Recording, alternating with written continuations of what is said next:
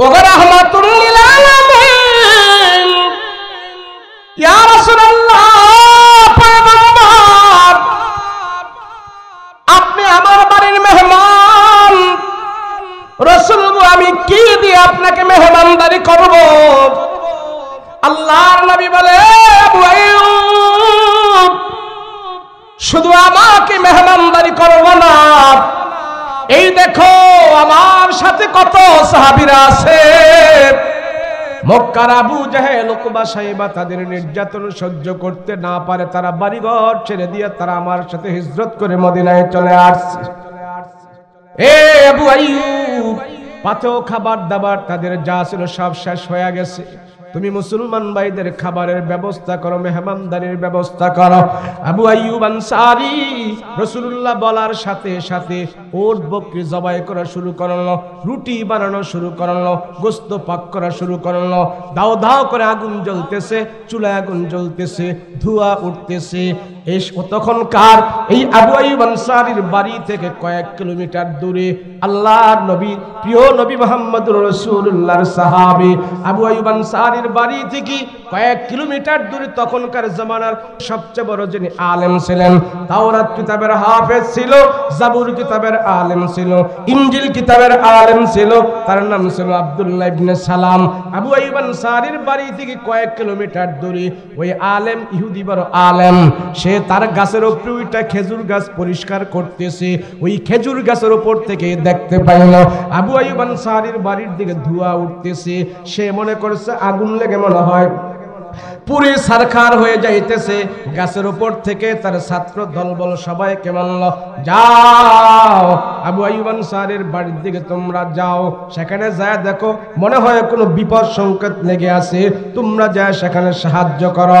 ছাত্ররা দৌড়ায়া দাল ভাল সব আবু আইয়ুব আনসারীর বাড়িতে এসে দেখে না এখানে কোনো বিপদ সংকেত না, সবার মুখে হাসি আর খুশি, সবাই আনন্দ করতেছে, দাউ দাউ করে চুলায় আগুন জ্বলতেছে, সবাই খুশি হইতেছে।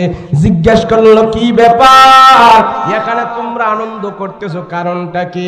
তারা বলল, তুমি কি জানো না, তোমরা কি জানো না? বলে, কি হয়েছে? বলে, মক্কার নবী মদিনার মধ্যে চলে আসছে, ওই মদিনায় আসার কারণে, রাসূলুল্লাহর আগমনের কারণে এখানে মেহমানদারির পাকশাক হইতেছে। আল্লাহু আকবার। যতক্ষণ আপনারা এখানে বসেছিলেন এবং হয়তো আর 40 মিনিট অথবা 1 ঘন্টা বসবেন, এর বেশি না, যতক্ষণ আপনারা বসেছিলেন এবং থাকবেন, আজকে যে লাভটা হয়েছে সেটা হলো আপনার 50, 60, 70 বছরের হায়াত থেকে আজকের এই মাহফিলের 1-2 ঘন্টা যে এখানে ব্যয় করেছেন, এই সময়টুকুন আল্লাহর দরবারে গুনাহমুক্ত হয়ে পৌঁছে গেছে। আপনারা এখানে বসে কেউ গুনাহ করেছেন? পিছনের হেনা করছে, গুনাহ করছেন? বয়া বিড়ি টিড়ি খাইছেন বসে? গান বাদ্য করছেন? কারোরে গালিগালাজ করছেন? যতক্ষণ বসেছিলেন অতক্ষণ আপনার আমল নামায় আল্লাহর ফেরেশতারা কোনো গুনাহ লেখে নাই। আলহামদুলিল্লাহ বলেন।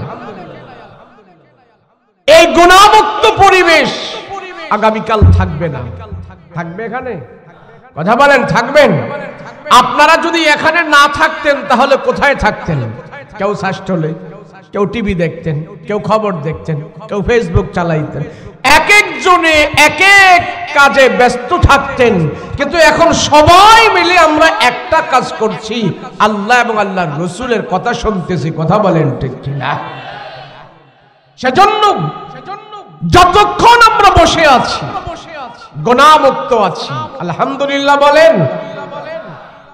হাসরের ময়দানে আল্লাহ পাক যখন আমার আপনার 50, 60, 70 বছরের হায়াতের হিসাব নেবেন, আল্লাহ বলবে, হিসাব দাও, তোমাকে আমি 70 বছরের হায়াত আমি আল্লাহ নিজে দান করেছি, হিসাব দাও।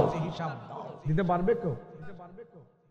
70 বছরের হিসাব তো দূরের কথা, 1 সপ্তাহ আগে কি দিয়া খাইছি ওইটাই তো মনে নাই।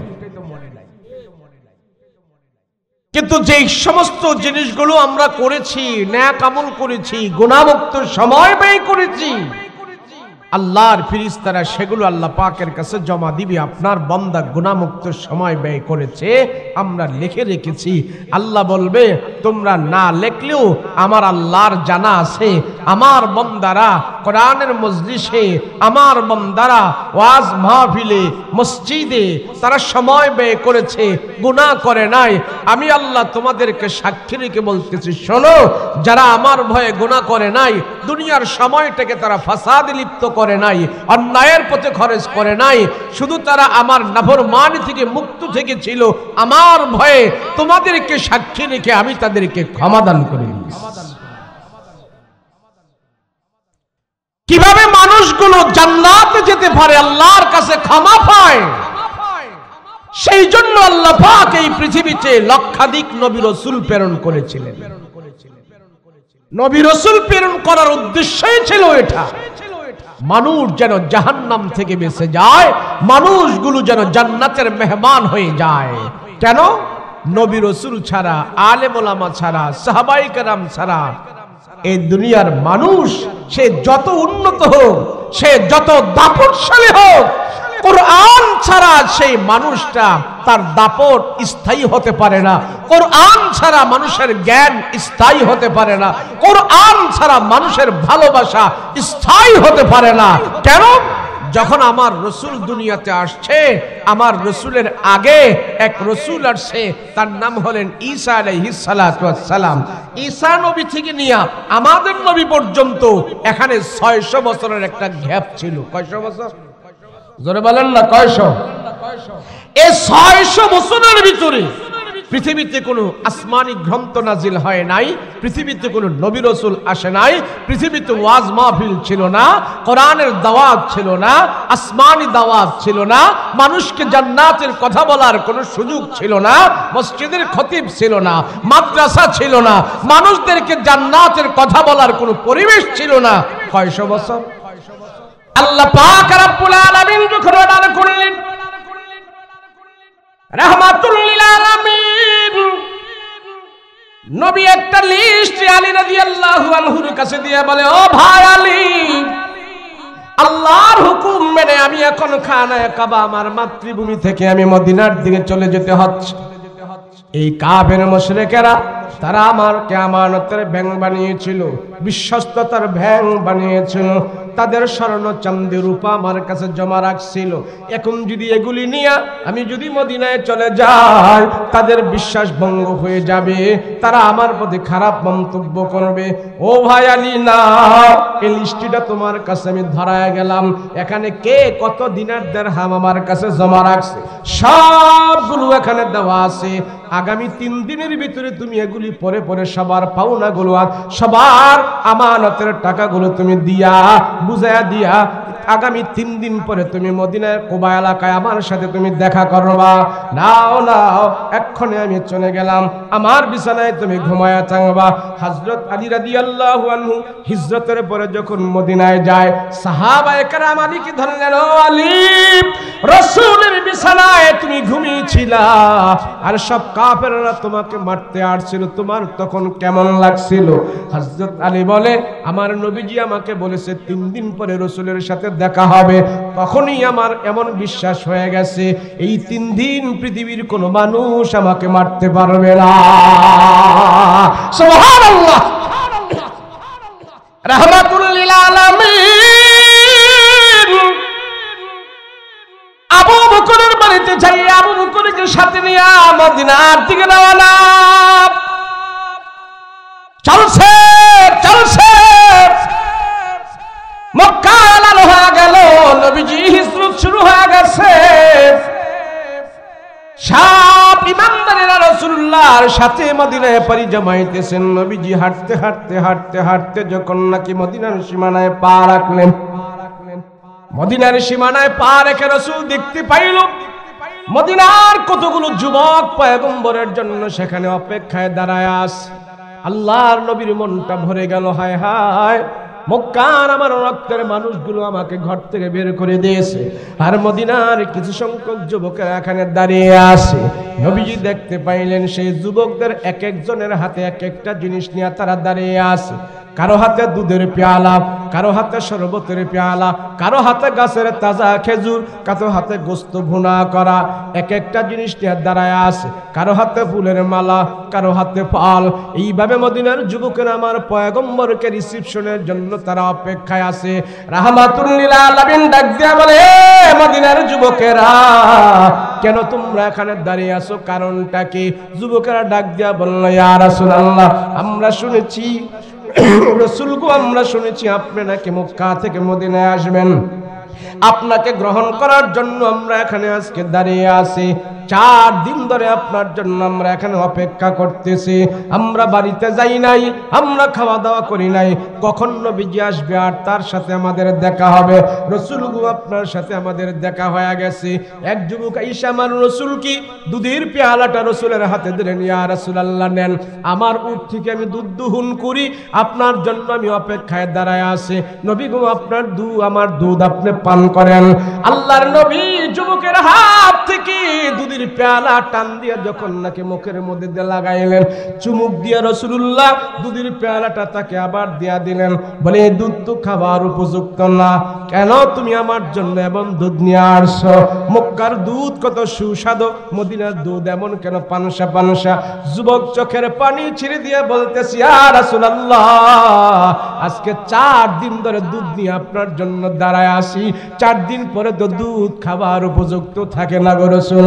কথা দিলাম মদিনায় আপনি যতদিন থাকবেন আমার উট থেকে গরম দুধ দহন করে আপনাকে মেহমানদারির ব্যবস্থা করব। রাহমাতুল লিল আলামিন যুবকের কথা শুনে আনন্দ পাইলেন। আল্লাহর নবী চিন্তা ভাবনায় পড়ে গেল, আল্লাহ, মক্কার আমার বংশের লোকেরা, আমার বন্ধু বান্ধবেরা আমাকে ঘাট ছাড়া করে দিয়েছে, আর মদিনার যুবকেরা আমাকে বুকে ধারণ করেছে। আল্লাহ, কি দিয়া তাদেরকে আমি সান্ত্বনা দেব? আরেক যুবক এসে ধরলেন, ইয়া রাসূলুল্লাহ, ইয়া হাবিবাল্লাহ, রাসূল গো, আজকে আপনি আমাদের বাড়ির পহেলা মেহমান হবেন। আমার বাবা প্যারালাইসিসের রোগী, আমার বাবা ঘরের ভিতরে গোস্ত পাক করে আপনার জন্য বসে আছে। বাবা আসতে পারে না আপনাকে নেওয়ার জন্য, বাবা আমাকে পাঠিয়েছে আপনাকে নেওয়ার জন্য। আমার বাবা আমাকে বলেছে আজকে আপনি আমাদের বাড়ির পহেলা মেহমান হবেন, আপনি না যাও পর্যন্ত আমার বাবা খাবারের মধ্যে হাত লাগাবে না। রাসূল, অতএব আপনি আমাদের বাড়ির আজকে পহেলা মেহমান হবেন। আরেক যুবক বসে বলে, ইয়া রাসূলুল্লাহ, আমার মা ঘরের ভিতরে সুন্দর একটা চাদর আপনার জন্য বিছায়া রাখছে, রাসূল গো, আপনি আজকে আমাদের বাড়ির পহেলা মেহমান হবেন। নবীজি চিন্তায় পড়ে গেল। এক সাহাবী এক সাহাবী পহেলা মেহমান বানানোর জন্য তারা পাগল হয়ে গেছে। রাসূল বলে, আমি কার বাড়িতে যাব? আমি রাসূল যদি ইচ্ছা করে তার বাড়ির মেহমান হই, এই সাহাবী অসন্তুষ্ট হতে পারে, এই সাহাবীর মনে কষ্ট যেতে পারে। সবাই আমাকে পহেলা মেহমান বানাইতে চায়, সবাই আমার বরকত আজকে পহেলা নিতে চায়। রাসূল মদিনাবাসীদের যুবকদের কি ঘোষণা করলো, আমি একা একা আজকে কারো বাড়ির মেহমান ইচ্ছা করে হব না। আমি আজকে সুন্দর একটা বুদ্ধি তোমাদেরকে বলে দিতে চাই। আমি যে উট দিয়া মক্কা থেকে মদিনায় আসছি, উটির উপরে আমি বসা থাকবো, উটটা চলতে চলতে যায় মদিনায় যার বাড়িতে যায় বসবে, যার দরজার সামনে যায় উটটা বসে যাবে, আমি রাসূল তার বাড়ির মেহমান হয়ে যাব। আল্লাহু আকবার। আমার রাসূলের কত সুন্দর সিদ্ধান্ত, আমার রাসূলুল্লাহর কত সুন্দর বুদ্ধি, সবাইকে একসাথে রাখার সর্বদা রাসূলুল্লাহ চেষ্টা করেছেন। কথা বলেন ঠিক কিনা?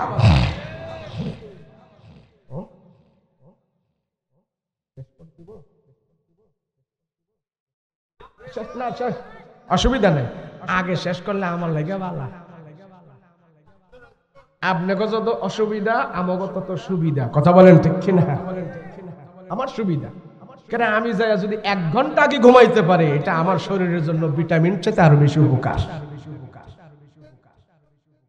না না না, এখানে মুরব্বী আছে, মাজুর আছে, হ্যাঁ, ওনারাও যদি এত লেট করে তাহলে তো সবার কষ্ট হয়ে যায়। সবার দিক তাকাই আমি সম্পূর্ণ সুন্দর একটা সময় ছেড়ে দিব, বাড়াবো না কমাবো না, আমি যথাসাধ্য বেশি রাত করব না, অল্প কিছুক্ষণের ভিতরে আমি ছাড়বো। আমার কথাও শেষ, আমার লম্বা কথা, আমি ঘরে বসে বসে আমি কথাটা গুছাই আনছি কিভাবে কথাটা বলা যায়। অনেক সুন্দর অনেক কথাবার্তা এখানে রয়েছে, তারপরে আমি সংক্ষিপ্ত করে নিয়ে আসছি সময় স্বল্পতার কারণে। আল্লাহ আমাদের বুঝার তৌফিক দান করেন, বলেন আমিন। আমি কোরআনে কারীম থেকে যে আয়াতটা তেলাওয়াত করছি ওই আয়াতটা পর্যন্ত আমাকে যাওয়ার সময় দিতে হবে, কথা বলেন ঠিক কিনা? রাসূল চিন্তায় পড়ে গেলেন, হায় হায়, মদিনার মানুষেরা এমন দিলওয়ালা, যুবকেরা আমাকে এত ভালোবাসতেছে, এদের সবার ঘরে আজকে আমাকে পহেলা মেহমান বানাইতে চায়, কারণটা কি? সবাই আমার বরকত প্রথম নিতে চায়। রাসূল বলল, হায় হায়, কার বাড়িতে যাব, কারে খুশি করব? সবাই তো আমার সাথে ভালো লিয়াজ থাকতে হয়। রাসূল বলল, ঠিক আছে, আমি আজকে ইচ্ছা করে কারো বাড়িতে যাব না। আমি যে ওট দিয়া উটের উপরে বসা থাকবো, আমার সাহাবীরা দুই পাশে থাকবে, উট চলতে থাকবে, যার বাড়িতে যায় বসবে, আমি রাসূলুল্লাহ তার বাড়ির মেহমান হয়ে যাব। কত সুন্দর! নবীজি উটের উপরে আরোহণ করলেন, আবু বকর ওমর রাসূলুল্লাহর দুই পাশে দাঁড়ালো, সব সাহাবীরা পয়গম্বরের পিছনে আছে। ওটটা চলতেছে চলতেছে চলতেছে চলতেছে চলতেছে চলতে চলতে যা একটু পাহাড়ের উপরে যা উঠলেন। পাহাড়ের উপরে উঠে একটা বাড়ির সামনে ওটটা হাঁটু গেড়ে বসে গেল। হাঁটু গেড়ে বসতেছে, রাসূলুল্লাহ ওটের লাগাম ধরে টান দিল, উঠো, উঠে না। লাগাম ধরে টান দিল, উঠে না। উঠো, উঠে না। ওট একবারে হাঁটু গেড়ে বসে গেছে। নবীজি বুঝতে পারলেন ওটটাই বাড়িতে বসে গেছে। আল্লাহর নবী জিজ্ঞাসা করলেন, এই বাড়ির মালিক কে? একটা বদ্ধ বয়সী লোক নবীজির দিকে আগায় আসতেছে। নবীজি তারা দেখে চিনে ফেলল, ও তোমার নাম তো আবু আইয়ুব আনসারী, এই বাড়ি কি তোমার নাকি? বলে, হা ইয়া রাসূলুল্লাহ, আমি আবু আইয়ুব আনসারী, এটা আমার বাড়ি। আল্লাহর রাসূল বলে, তোমার বাড়ির সামনে আমার ওটটা হাঁটু গেড়ে বসে গেছে, আমি তোমার বাড়ির মেহমান হয়ে গেছি, বিনা দাওয়াতে তোমার বাড়ির মেহমান, তুমি কি খুশি না বেজার? আবু আইয়ুব আনসারী বলে, ইয়া রাসূলুল্লাহ, এই মুহূর্তে আমি এমন খুশি, তাম পৃথিবীর মানুষ যদি আমাকে দুনিয়াটা বিক্রি করে দিয়ে আমাকে মালিক বানায় দেয়, আমি এই পরিমাণ খুশি হব না যেই পরিমাণ আমার রাসূলুল্লাহ আমার বাড়ির মেহমান হওয়ার কথাটা শুনে আমি আবু আইয়ুব আনসারী খুশি হয়ে গেছি। ওগো রাহমাতুল লিল আলামিন, ইয়া রাসূলুল্লাহ, আপনি আমার বাড়ির মেহমান। রাসূল, আমি কি দিয়ে আপনাকে মেহমানদারি করব? আল্লাহর নবী বলে, আবু আইয়ুব, শুধু আমাকে মেহমানদারি করব না, এই দেখো আমার সাথে কত সাহাবীরা আছে। মক্কার আবু জেহেল, উকবা, সাইবা তাদের নির্যাতন সহ্য করতে না পারে তারা বাড়িঘর ছেড়ে দিয়ে তারা আমার সাথে হিজরত করে মদিনায় চলে আসছে।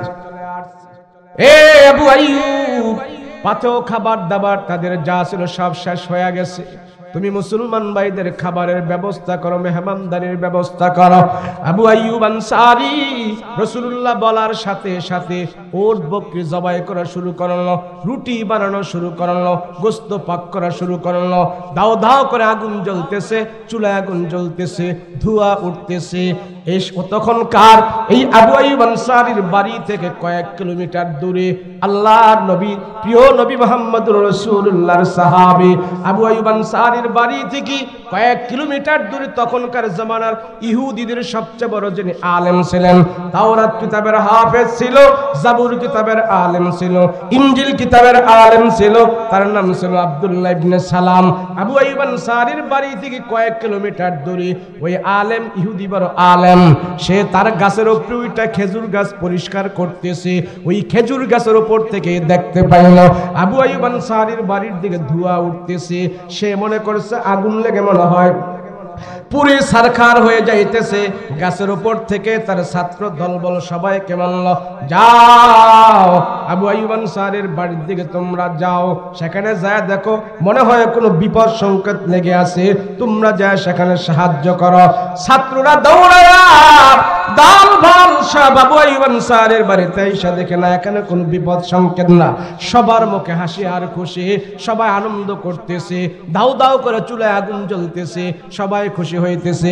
জিজ্ঞেস করলো কি ব্যাপার, এখানে তোমরা আনন্দ করতেছো কারণটা কি?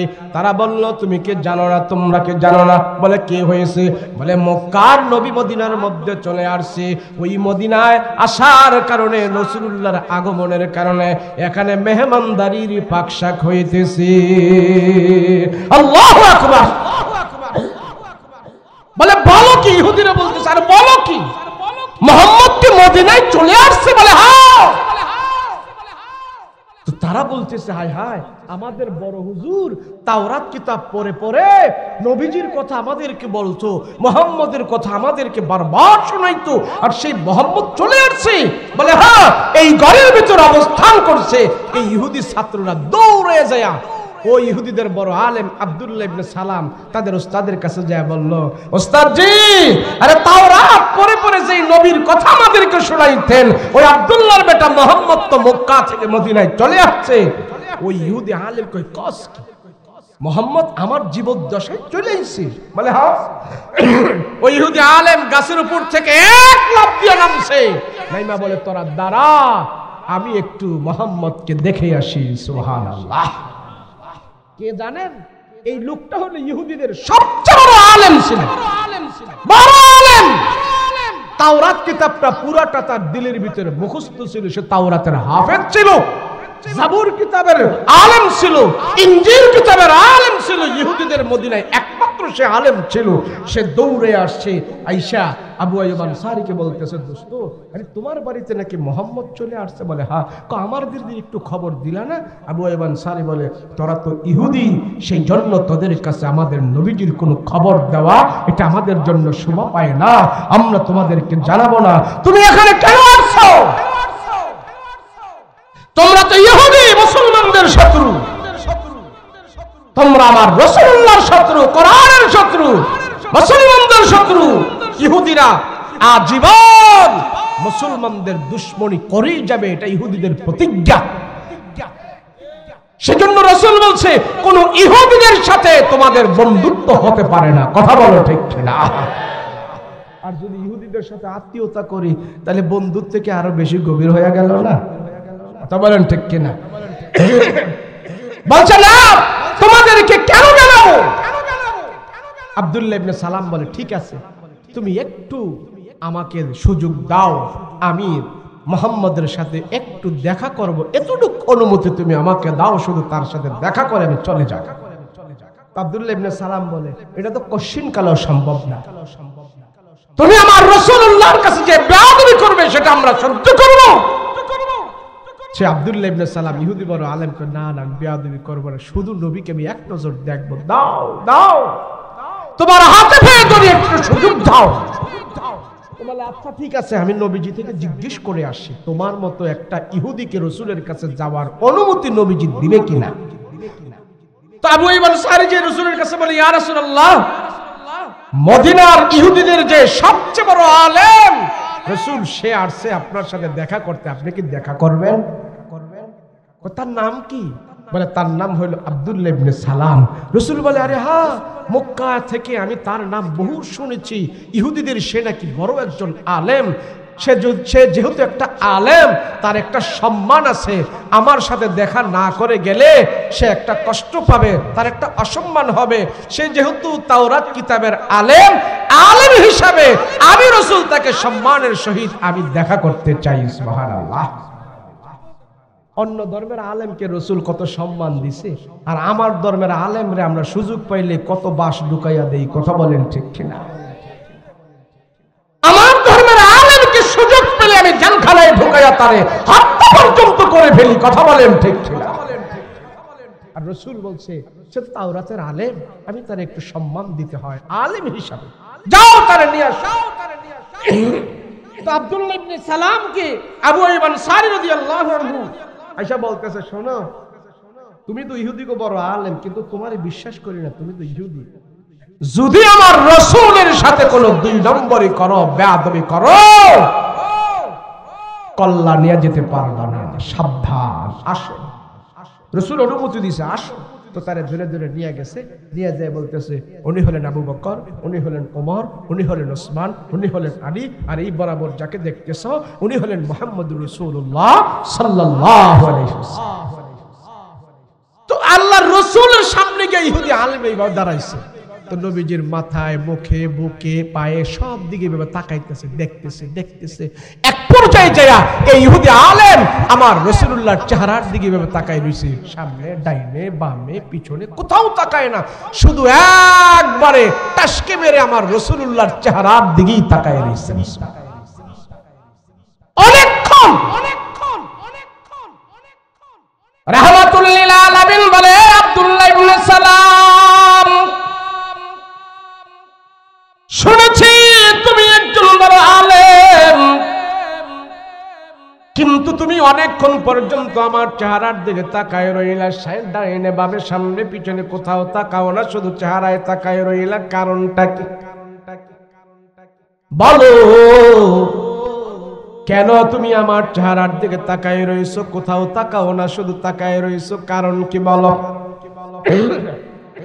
কোনো কিছু বলতেছ না, শুধু তাকায় রইলা, কি ব্যাপার, কারণ কি বলো, কারণ কি তাকায় রইলা? আল্লাহ রাসূল কিছুক্ষণ পরে দেখতেছে ইহুদি বড় আলেমের চোখ দিয়ে পানি টপ টপ করে পড়তেছে।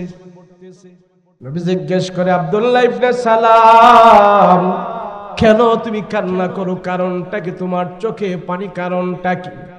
আব্দুল্লাহ ইবনে সালাম বলে ওগো নবীজি, আমার বুকের ভিতরে 3টা কিতাব আছে, একটা কিতাবের হাফেজ হইলাম আমি, তাওরাত কিতাবের হাফেজ হইলাম আমি, পুরাটা তাওরাত কিতাব আমার দিলের ভিতরে আছে, জাবুর কিতাব আমি জানি, ইনজিল কিতাব আমি জানি, ওই কিতাবের আলেম, তাওরাত কিতাবের হাফেজ, 3টা কিতাব আমার বুকে নিয়া রাসূল গো আপনার সামনে আমি দাঁড়ায়া আছি।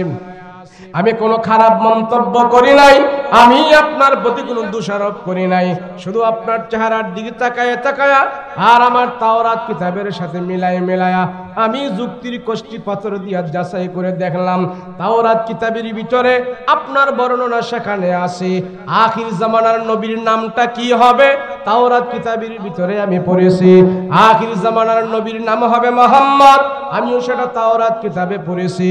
আখির জামানার নবীর কপালটা কেমন হবে সেটাও তাওরাত কিতাবের ভিতরে দেওয়া আছে। আখির জামানার নবী কোন বংশের হবে সেটাও তাওরাত কিতাবের ভিতরে আছে। মুহাম্মাদের নাকটা কেমন হবে, মুহাম্মাদের বুরুগুলো কেমন হবে, চুলগুলো কেমন হবে, চোখগুলো কেমন হবে, দাঁতগুলো কেমন হবে, সব বর্ণনা পাই টু পাই আমি তাওরাত কিতাবের ভিতরে পড়েছি, পরে পরে আমি মুখস্থ করেছি। আজকে আপনাকে সামনে পাইলাম, আপনার চেহারার দিকে তাকায় তাকায়া আর তাওরাত কিতাবের সাথে মিলায় যুক্তির কষ্টি পাথর দিয়ে আমি যাচাই করে দেখলাম গো রাসূল, তাওরাত কিতাবের ভিতরে আমি যা যা পড়েছি আপনার চেহারার ভিতরে আমি আজকে বাস্তবে সবগুলো পেয়ে গিয়েছি। ইয়া রাসূলুল্লাহ, আমি কথা দিলাম ও রহমতের নবী, তাওরাত কিতাব বুকে নিয়ে আমি কথা দিয়েছি, আমি আমার জীবনের সবচেয়ে বড় ধন্য এবং সফল হয়ে গেছি। আমার জীবন দশায় আমি মুহাম্মদকে আমার সামনে পেয়েছি, আমি আর আমার গোত্রে যাব না। আমি কথা দিলাম আমার দলবল ভক্তবৃন্দ যারা আছে সবাইকে নিয়ে আপনার হাতে হাতে রেখে আমি আব্দুল্লাহ ইবনে সালাম মুসলমান হয়ে যেতে চাই। রাসূলকে ভালোই তো হইছে, মদিনায় ইসলামের কাজটা করতে আমার সুবিধা হবে, কথা বলেন ঠিক কিনা? আল্লাহু আকবার। যেমন আমগো হুজুর হিজরত করে আপনাকে এখানে আইছে, কথা কোন ঠিক না? হুজুরের নামটা কি আমি এটাও জানি না, রুহুল আমিন সাহেব হিজরত করে আইছে না? হিজরত করে আসার পরে আপনারা যদি এক একজনে হুজুরকে অ্যাকসেপ্ট না করতেন, ভালো না বাসতেন, সঙ্গ না দিতেন, এখানে কি প্রতিষ্ঠান হইতো? এই কথা বলেন না হইতো? তো রাসূল মদিনায় যাওয়ার পর যেই সমস্ত মানুষেরা রাসূলুল্লাহকে ভালোবাসছে, রাসূলুল্লাহকে মহব্বত করেছে, দান করেছে, টাকা দিয়েছে, সময় দিয়েছে, শ্রম দিয়েছে, আজকে সেই মদিনাকে আল্লাহ সোনার মদিনায় পরিণত করে দিয়েছে। কথা বলেন ঠিক কিনা? আপনারাও সায় দিচ্ছেন, সঙ্গ দিচ্ছেন, এখানে একটা বাগান ফুটে উঠেছে। কথা বলেন ঠিক কিনা? হুজুর কি আজীবন থাকবে? কিন্তু আপনাদের মাদ্রাসা তো ঠিকই থাকবে। কথা বলেন ঠিক কিনা? এখান থেকে যত কোরআনের তেলাওয়াত হবে, হাদিসের দার্স হবে, সবগুলো আল্লাহ পাক আপনাদের কবরে এবং হুজুরের কবরে পৌঁছাই দিবে। কথা বলেন ঠিক কিনা? শেষ। এবার আব্দুল্লাহ ইবনে সালাম কয়, রাসূল আমি আমার ইহুদি ধর্মের আলেম তো, তাদেরকে আমি আপনার কাছে নিয়ে আসব, তো ইহুদি তো তাদেরকে শোনায় শোনায় আপনার আমি কিছু প্রশ্ন করব, জানি আপনি উত্তর দিয়া দিতে পারবেন। ওদেরকে শোনায় যদি আপনি উত্তর দিয়া দিতে পারেন তাইলে আমার কালেমা পড়তে সহজ হয়ে যাবে। সুবহানাল্লাহ। তো রাসূল কইরো, তোমার যত প্রশ্ন আছে তুমি কইরো, ইনশাআল্লাহ আমি উত্তর দিয়ে দিব। তো তে যায়া এই আব্দুল্লাহ ইবনে সালাম ইহুদি সে যায়া তার দলবল ভক্তবৃন্দ সবাইরে নিয়ে আসছে, নিয়ে আইসা তাদের সামনে রাসূলকে প্রশ্ন করছে, নবী গো আমরা যে জান্নাতে যাব কালমা পড়লে মুসলমান হব, আমার এক নাম্বার প্রশ্ন হইল জান্নাতের ভিতরে যাওয়ার পর আল্লাহ কোন জিনিস দিয়ে আমাদেরকে সর্বপ্রথম আমাদেরকে খাবার খাওয়াবে, জান্নাতের ভিতরে আমাদেরকে মেহমানদারি করবে, ওই খাবারের নামটা রাসূল আপনার জবান থেকে আমি শুনতে চাই। মুসলমান হইব তো মুসলমান হইলে বেহেশতে যাইব, তো বেহেশতে গেলে কি খাওয়া লাগবে না? তো কোন জিনিস দিয়ে আমাদেরকে আল্লাহ খানা খাওয়াইবে সর্বপ্রথম, ওই খাবারের নাম জানতে চাই। রাসূল বলে আরে এটা তো তাওরাত কিতাবে আছে। কয় না, আপনার জবান থেকে শুনতে চাই। তো রাসূল বলে যারা জান্নাতের ভিতরে যাবে সমস্ত জান্নাতীদেরকে আল্লাহ পাক সর্বপ্রথম বড় মাছ, বোয়াল মাছ, মাছের কলিজা ভুনা কইরা জান্নাতীদের সামনে রাখবে। সব জান্নাতীদেরকে মাছের কলিজা ভুনা কইরা আল্লাহ সর্বপ্রথম নাস্তার ব্যবস্থা করবে। তো সেই ইহুদি আলেম বলতেছে, সাদাক্তা ইয়া রাসূলুল্লাহ, আপনি সত্য বলেছেন, হুবহুব এই কথাটাই তাওরাতের ভিতরে দেওয়া আছে। সুবহানাল্লাহ। তাই আরো বুখারী শরীফে এই প্রশ্নগুলো আছে। আমি যে প্রশ্নগুলো, তিনটা প্রশ্ন বুখারী শরীফে সুন্দর করে দেওয়া আছে, কিন্তু সবগুলো বলবো না আজকে, শুধু একটাই বললাম। তো সবগুলো উত্তর যখন রাসূল দিয়ে দিছে, আব্দুল্লাহ ইবনে সালাম ওই ছাত্র দল বলল, এই আমি ইহুদি ধর্ম ছাইরে আমি কিন্তু মুসলমান হয়ে যাইতেছি। সুবহানাল্লাহ বলেন না? তাই হাত দিছি, রাসূল কলমা পড়েছে, তার সাথে সাথে আরো কিছু হাত দিছে, সবগুলো ইহুদি মুসলমান হয় নাই। তো রাসূলের হাতে যখন কলমা পড়ে মুসলমান হইল, তখন আব্দুল্লাহ ইবনে সালাম একটা আরজ রাখলেন। এই ওয়াজটার মূল পয়েন্ট হলো এখানে, এটা বলে আমি শেষ করছি।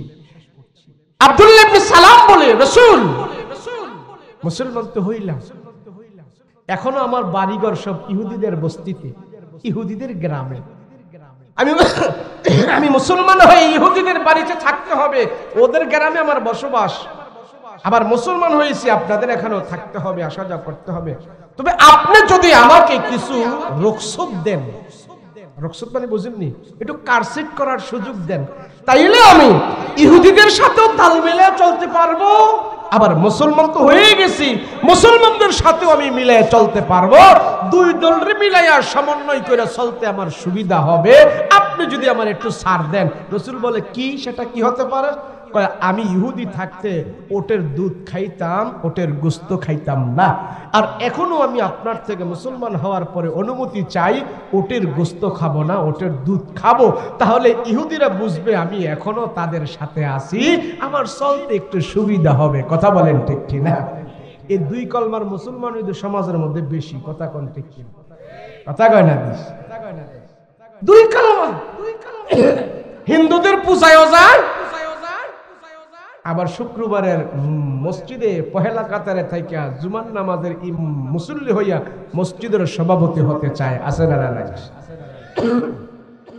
মসজিদেও যায়, মন্দিরেও যায়, সুদও খায়, ঘুষও খায়, হজও করে, আবার ইমানদারও সাজতে চায়। আছে না নাই?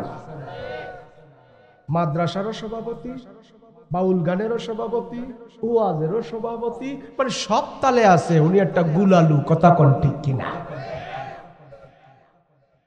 গুলালু বুঝতে ফেলছি, এটা কুমিল্লার ভাষা, জানি না দিকে কি কয়। এই গুলালু মার্কা হলে চলবে না। আব্দুল্লাহ ইবনে সালাম বলে, রাসূল আপনি আমার একটু অনুমতি দিলে আমি ইহুদিদেরও সমন্বয় করবো, তাদেরও খুশি রাখবো, মুসলমান তো হয়েই গেছি, তো রাসূল বলল, শোনো আব্দুল্লাহ ইবনে সালাম, তুমি যে ইসলাম ধর্মে প্রবেশ করেছো, এই ইসলাম ধর্মটা আমার রাসূলের না, এই ধর্ম হইল আল্লাহর। কথা বলেন ঠিক কিনা?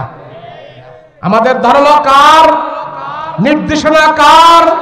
হুকুম কার? আইন চলবে কার? রাসূল কয়, তুমি যে ভাব নিয়ে ইসলাম গ্রহণ করছো, এই ইসলাম এমন না।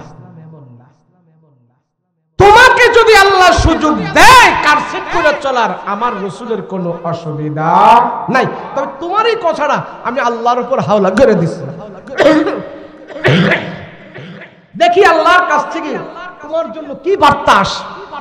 তো এইভাবে সবাইকে নিয়ে বসে আছে। তো কিছুক্ষণ পরে জিবরাইল আমিন গটগট গটগট করে ঘন্টার আওয়াজ বাজায়া একটা কোরআনের আয়াত রাসূলের সামনে হাজির করছে। সেই আয়াতটাই আমি খুতবার মধ্যে তেলাওয়াত করেছিলাম। কথা বলেন ঠিক কিনা? ইয়া আইয়ুহাল্লাযীনা আমানু দুখুলু ফিস সিলমি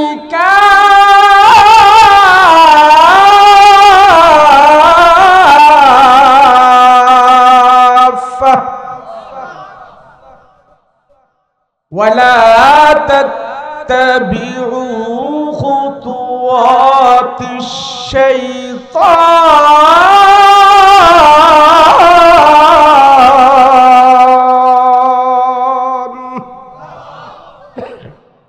إنه لكم عدو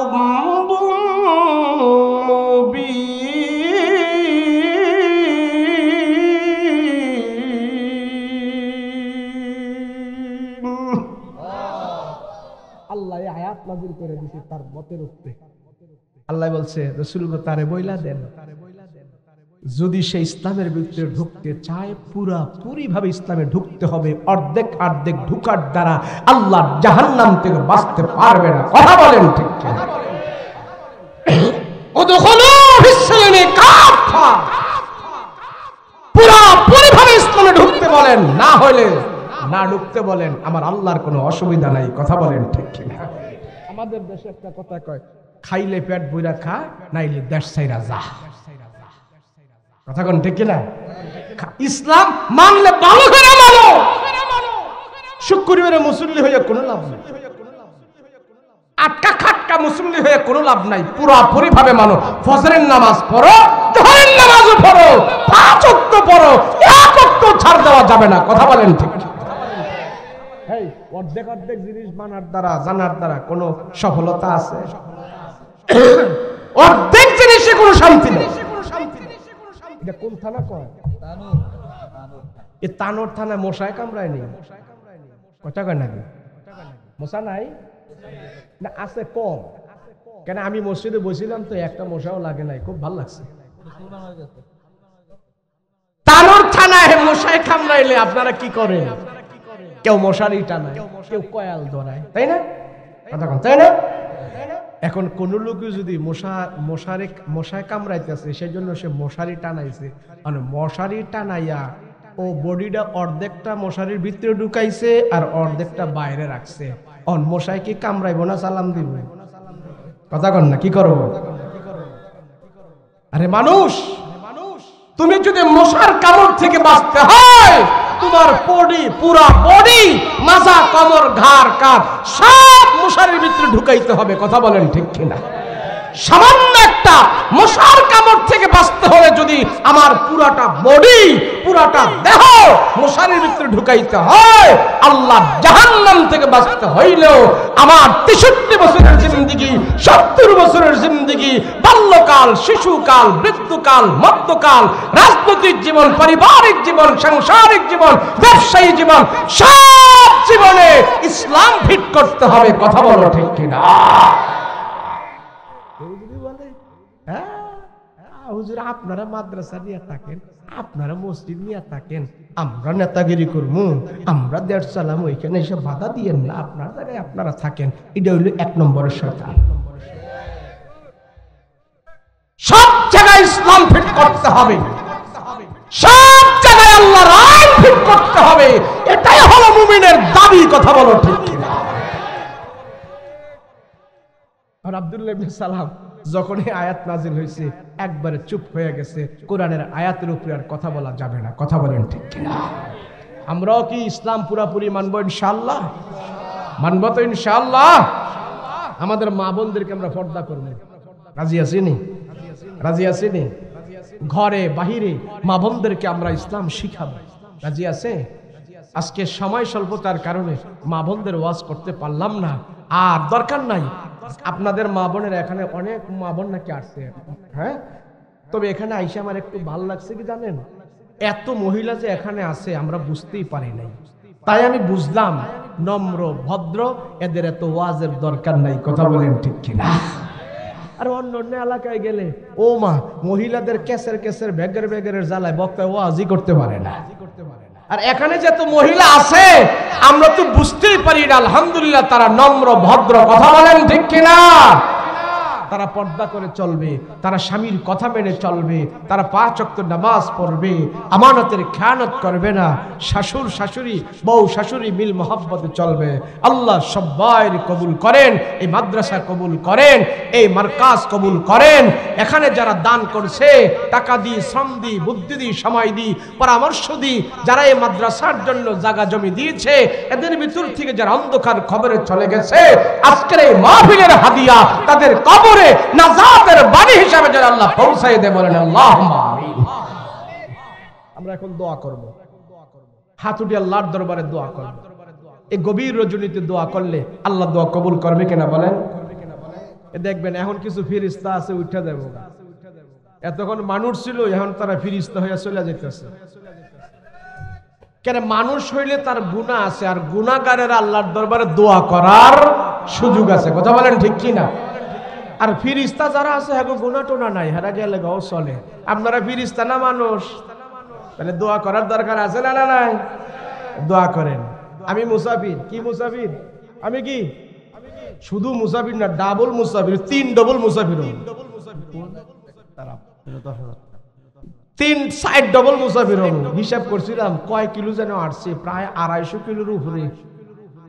তাহলে কয়বার মুসাফির হয়েছি খবর আছে? হ্যাঁ, তাহলে আমার দোয়া কবুল হইব না? রসুল বলছে মুসাফিরের দোয়া আল্লাহ ফেরত দেয় না, কবুল করে। কিন্তু ফলাফল আল্লাহ কখন দিব সেটা আল্লাহ ভালো জানে। কিন্তু দোয়া কি হবে? বলেন না কি হবে? কবুল হবে। আজকে আমরা দোয়া করব, এই গভীর রজনীতে যেন আল্লাহ আমাদের দোয়া কবুল করে। বলেন আল্লাহুম্মা আমিন। এই টাকা দিল কাটা এত রাত্রে? টাকা দিছে 1000, আল্লাহ কবুল করেন। বলেন আমিন। জানে মানে বরকত দেন। বলেন আমিন।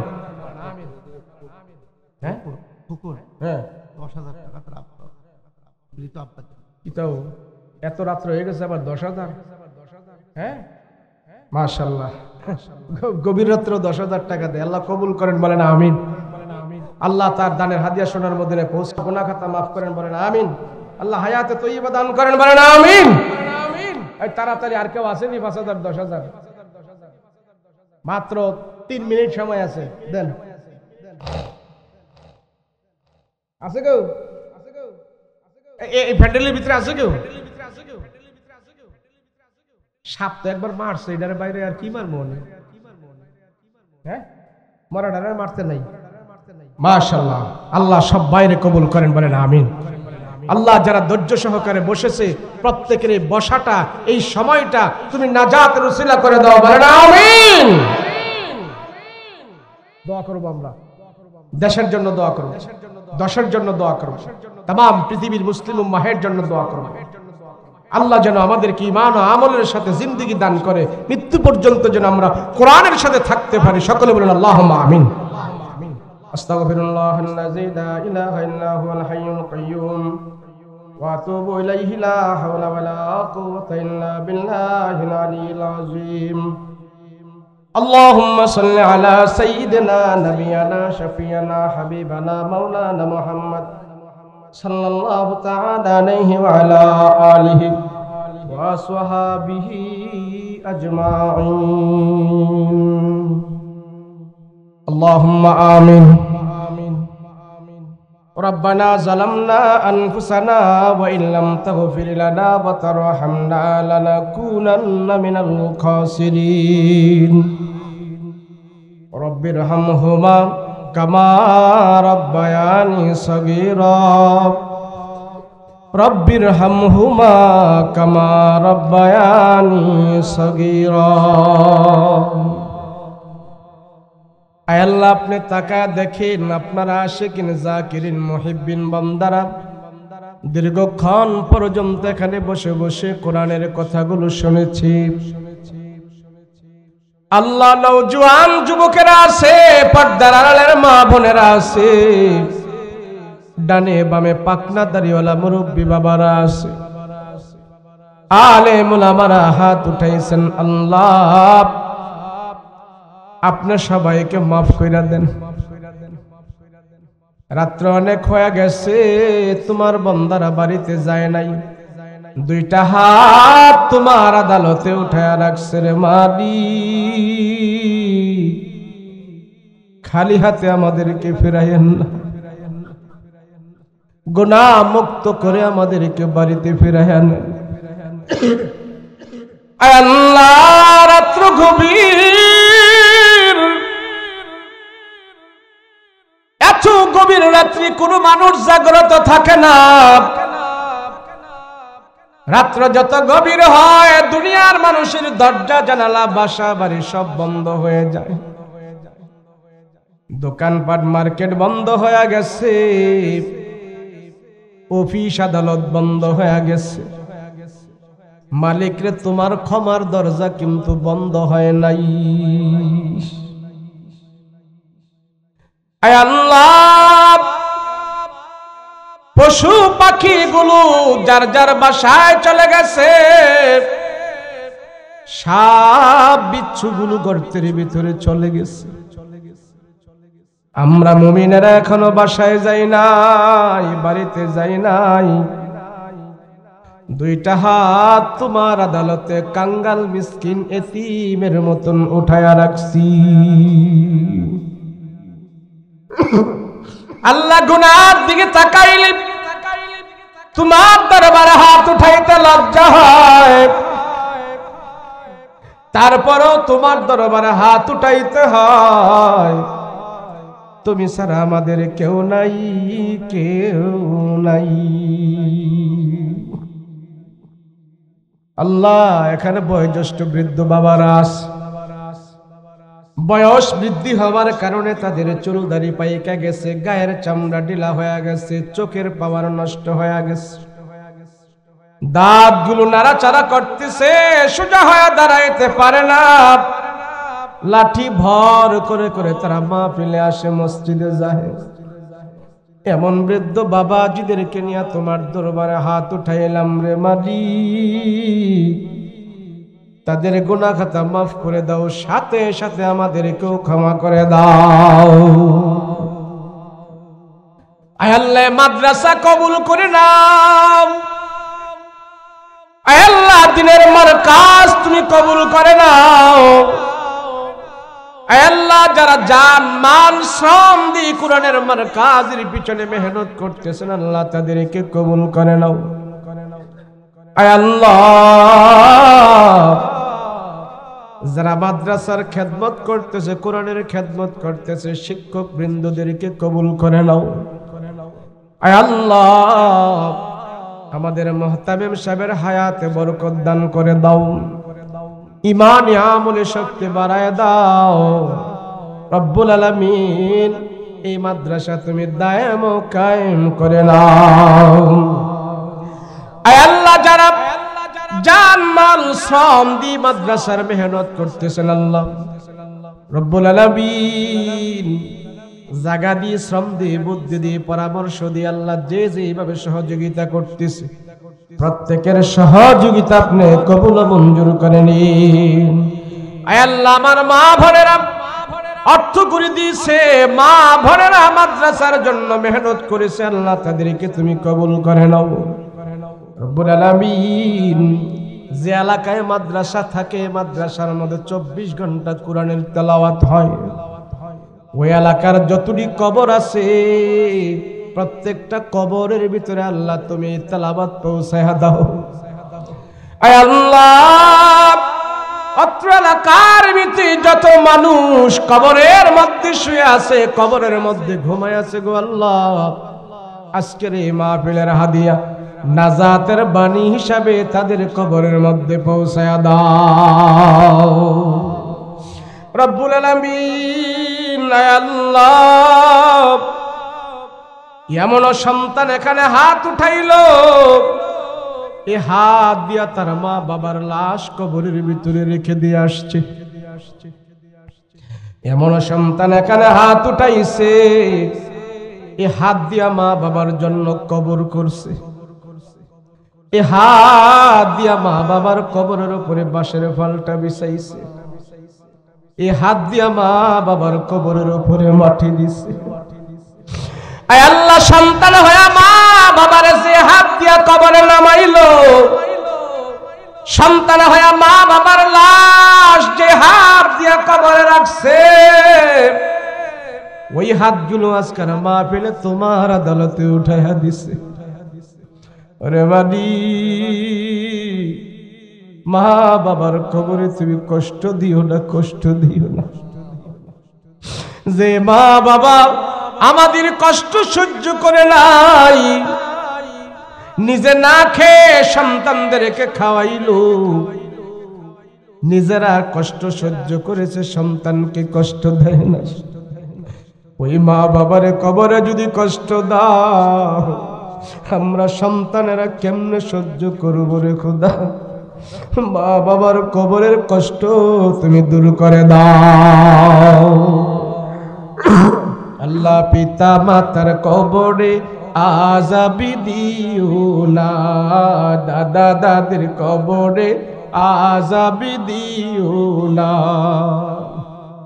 মরিয়া গিয়াছে যাদের মা ও বাপ, আল্লাহ তুমি করে দিও তাদের গুনাহ খাতা মাফ।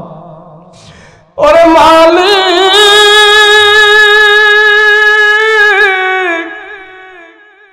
এমন সন্তান এখানে আছে, তার বাবার নিজের হাত দিয়া কাফনের কাপড় পরায়া দিছে। যেই বাবা ছোট কালে আমাদের ঈদের দিন আসলে নতুন জামা পরায়া দিত, ওই বাবারে আমরা কাফনের জামা পরায়া বিদায় করে দিছি। আল্লাহ, মা বাবা ছোট কালে আমাদেরকে কাঁধে করে করে নিয়ে কত আনন্দ করছে, ওই মা বাবারে আমরা মৃত্যুর পরে কাঁধে করে করে নিয়ে কবরে রেখে দিয়ে আসছি। মা বাবার কবরে কষ্ট দিও না, মা বাবার কবরে তুমি আগুন জ্বালাইও না। আল্লাহ, মা বাবার কবরে তুমি জান্নাতের বিছানা বিছিয়ে দাও, মা বাবার কবরে জান্নাতের বাতি জ্বালায়া দাও। মা বাবার কবরে তুমি জান্নাতের হাওয়া চালু করে দাও। আয় আল্লাহ, মা বাবা যাদের দুনিয়াতে নাই, মা বাবার চেহারা দেখার সুযোগ নাই, মা বাবার চেহারা দেখলে তুমি হজের সওয়াব দান করো। আমাদের মা বাবা এখন কবরে, কেমনে আমরা হজের সওয়াব পালন করব রে মালিক? তোমার হাতে পায়ে কুদরতি হাতে পায়ে ধরে আমরা ক্ষমা চাই। মা বাবার সাথে যদি কোনো বেয়াদবি করে থাকি, আমাদেরকে তুমি মাফ করে দাও। আয় আল্লাহ, দুনিয়ার জমিন ছেড়ে আমরাও একদিন মৃত্যুবরণ করব, দুনিয়ার জমিন ছেড়ে আমরাও চলে যেতে হবে, আমরা কেউ থাকতে পারবো না। শত চেষ্টা করেও দুনিয়াতে থাকা যায় না, দুনিয়াতে থাকার সুযোগ নাই, থাকতে পারবো না।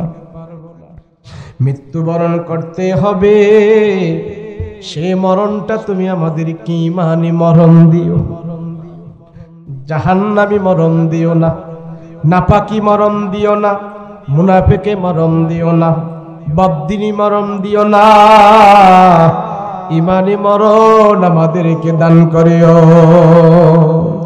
নামাজের সাজদা অবস্থায় মরণ দিও, কোরআন তেলাওয়াত অবস্থায় মরণ দিও, রুকু অবস্থায় মরণ দিও, রমজানের রোজা অবস্থায় মরণ দিও, শুক্রবারে মরণ দিও, পবিত্র অবস্থায় মরণ দিও, শহীদি মরণ আমাদেরকে দান করিও।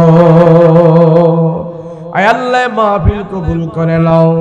জানি না কার জীবনের জন্য শেষ মাহফিল হয়ে যায় রে খোদা।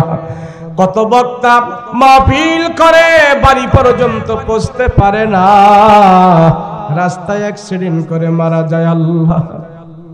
কত শ্রোতা মাহফিল শুনে তারা বাড়িতে যেতে পারে না, রাস্তায় তারা মারা যায়। আয় আল্লাহ, জানি না কার জীবনের শেষ মাহফিল, এ মাহফিল কবুল করে না। জিন্দেগীর হায়াতের শেষ মাহফিল বানায়া যদি থাকো রে আল্লাহ, এ মাহফিল তুমি আমাদের জন্য নাজাতের সিলা বানায়া দাও। আল্লাহ যতগুলো আবদার করলাম কবুল করো, আল্লাহ যতগুলো চাওয়া চাইলাম তুমি কবুল করো। পর্দার আড়ালের মা বোনদেরকে আল্লাহ কবুল করো, তাদের মনের নেক মাকসাদ আল্লাহ পুরা করো। স্বামী স্ত্রীর ভিতরে তুমি মহব্বত দান করো, স্বামীর মালের হেফাজত করার তৌফিক দান করো। মহিলাদেরকে আল্লাহ নামাজি পাঁচ ওয়াক্ত বানায়া দাও, পর্দা পুশিদা করে যেন চলতে পারে সেই তৌফিক দান করো। আল্লাহ তোমাকে ভয় করে যেন যারা চলতে পারে সেই তৌফিক দান করো। আল্লাহ তোমার ভয় নিয়ে যেন আমরা চলতে পারি সেই তৌফিক দান করো। বাংলাদেশ নিয়ে যারা ষড়যন্ত্র করতেছে আল্লাহ তাদেরকে হেদায়েত দান করো। কোরআন নিয়ে যারা ষড়যন্ত্র করতেছে হেদায়েত দান করো। মাদ্রাসা মসজিদ নিয়ে যারা ষড়যন্ত্র করতেছে হেদায়েত দান করো। আল্লাহ সমস্ত ইসলামের দুশমনদের বিষ দাঁত তুমি ভেঙে দাও, না হয় তাদেরকে হেদায়েত দান করে দাও। আল্লাহ শেষবারের মতো ফরিয়াদ, ও মালিক শেষবারের মতো ফরিয়াদ, আল্লাহ তুমি আমাদেরকে হজ্জে বাইতুল্লাহ নসিব করে দাও, খানায়ে কাবায় যাওয়ার তৌফিক দাও। নবীর রওজায় যায় যেন আমরা নবীর দাঁড়ায় দাঁড়ায় সালাম দিতে পারি সেই তৌফিক দাও। নবীজির রওজা না দেখায়া মরণ দিও না আল্লাহ, হজ না করে তুমি মরণ দিও না রে মালিক। তুমি আমাদেরকে হজ্জে বাইতুল্লাহে নিয়ে যাও। যদি সোনার মদিনায় না যাইতে পারি, ঘুমের ঘরে স্বপ্নে যুগে আমার নবীর নুরানি চেহারাটা দেখাইয়া জাহান্নামের আগুন হারাম করে দাও। সাল্লাল্লাহু তাআলা আলাইহি ওয়া আলা আলিহি ওয়া আসহাবিহি আজমাইন। সুবহান রাব্বিকা রাব্বিল ইজ্জাতি আম্মা ইয়াসিফুন ওয়া সালামুন আলাল মুরসালিন ওয়ালহামদুলিল্লাহি রাব্বিল আলামিন। বিহাক্কি লা ইলাহা ইল্লাল্লাহু মুহাম্মাদুর রাসূলুল্লাহ সাল্লাল্লাহু